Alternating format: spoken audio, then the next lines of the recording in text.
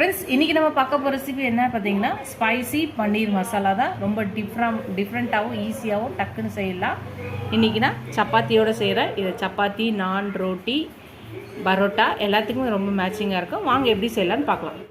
Friends இன்றைக்கி நம்ம பன்னீரில் ரெசிபி செய்ய போகிறோம். அதுக்கு ஒரு பவுலில் பன்னீரை க்யூப்ஸாக கட் பண்ணி வச்சுக்கலாம்.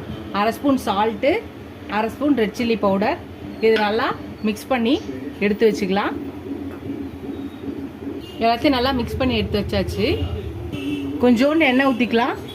எண்ணெய் ஊற்றிட்டு இப்போ நம்ம எடுத்து வச்சுருக்க இந்த பன்னீரை இதில் ஃப்ரை பண்ணி எடுத்துக்கலாம்.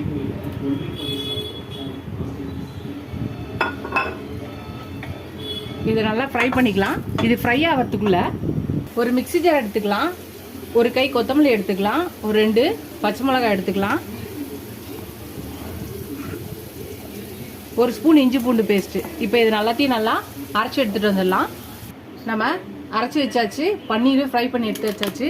இப்போ திருப்பியும் பேன் வச்சுக்கலாம். அதில் கொஞ்சோண்டு எண்ணெய் ஊற்றிக்கலாம். இப்போ கட் பண்ணி வச்சுருக்க பொடியாக இருக்க வெங்காயத்தை போட்டுக்கலாம். இதை நல்லா கொஞ்சம் வதக்கிக்கலாம். வெங்காயம் ஒரு பெரிய 2 வெங்காயம், சின்னதாக இருந்தால் 3 போட்டுக்கோங்க, பெருசாக இருந்தால் 2 போதும். இப்போ அரைச்சி வச்சுருக்க இந்த பச்சை மிளகாய், கொத்தமல்லி, இஞ்சி பூண்டு பேஸ்ட் இதை போட்டுக்கலாம். இதையும் சேர்த்து நல்லா வதக்கிக்கலாம். வெங்காயம் வதங்கிடுச்சு. இப்போ 1/2 spoon red chilli powder, 1/2 spoon தனியா பவுடர், 1/2 ஸ்பூன் கரம் மசாலா. இப்போ இதையும் நல்லா மிக்ஸ் பண்ணிக்கலாம். இப்போ 1/4 கப்பு தயிர், 1/4 கப்பு ஃப்ரெஷ் க்ரீம் ரெண்டுத்தையும் ஊற்றிக்கலாம். இப்போ இதையும் சேர்த்து நல்லா மிக்ஸ் பண்ணிக்கலாம்.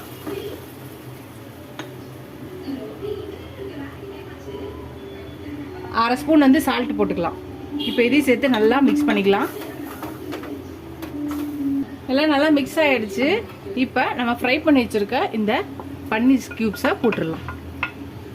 அதுதான் இதையும் நல்லா மிக்ஸ் பண்ணிக்கலாம். அப்படியே இது ஒரு 2 மினிட்ஸ் வந்து இதாகட்டும். இறக்க போகிறதுக்கு முன்னாடி கொஞ்சம் கஸ்தூரி மேத்தி வச்சு நல்லா இது மாதிரி க்ரஷ் பண்ணிவிட்டு இப்போ இது மேலே போட்டுடலாம். அதுக்கப்புறம்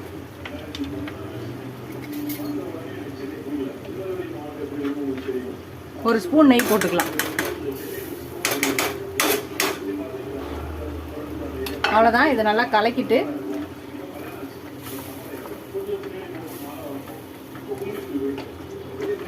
இறக்க வேண்டியதான். நம்மளோட ரொம்ப ஈஸியாக சிம்பிளாக டக்குன்னு பன்னீர் பிடிக்காதவங்க கூட இந்த ஸ்பைசி பன்னீர் மசாலாவை விரும்பி சாப்பிடுவாங்க.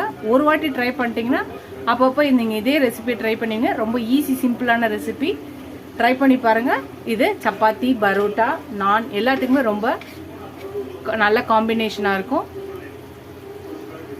ட்ரை பண்ணி பாருங்கள்.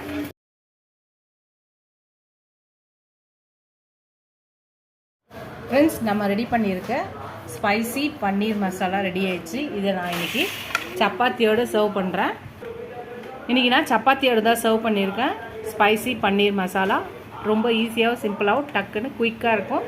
புது ரெசிபி, புது விதமாக இருக்கும். ட்ரை பண்ணி பாருங்கள். ட்ரை பண்ணி பார்த்துட்டு எப்படி இருக்குன்னு சொல்லுங்கள். ஃபஸ்ட் டைம் என் சேனலை பக்கம் சப்ஸ்கிரைப் பண்ணிட்டு பாருங்கள். ஃபுல் வீடியோ பாருங்கள். உங்கள் ஃப்ரெண்ட்ஸ்க்கு இந்த சேனலை ஷேர் பண்ணி சப்ஸ்கிரைப் பண்ண சொல்லுங்கள். இதுவரை சப்ஸ்கிரைப் பண்ண எல்லா ஃப்ரெண்ட்ஸ்க்கு தேங்க்ஸ். இதோட அடுத்த ரெசிபியில் பார்க்கலாம். Tata bye friends.